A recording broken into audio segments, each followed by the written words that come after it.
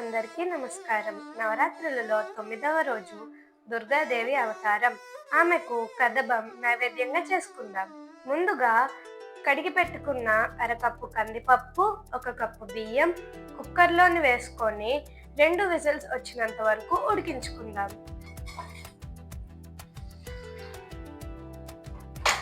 కాయగూరలన్నీ ఒక కళాయిలో వేసుకొని ఉడికించుకుందాం.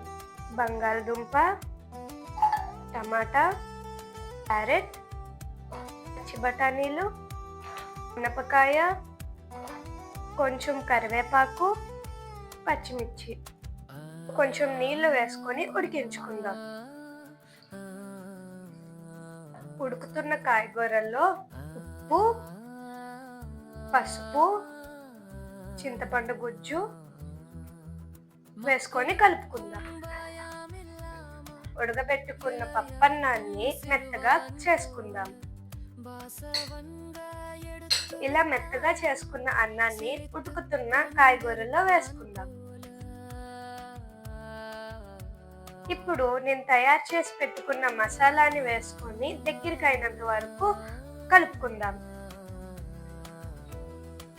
ఇలా దగ్గరికి అయిన తర్వాత బౌల్లోకి వేసుకొని పోపును తయారు చేసుకుందాం. ముందుగా 3 చెంచాలు నెయ్యి వేసుకుందాం. శనగపప్పు, ఆవాలు, జీలకర్ర, ఎండుమిర్చి, కరివేపాకు. ఇలా 2 నిమిషాల పాటు వేగిన పోపుని కదబంలో వేసుకొని కలుపుకుందాం.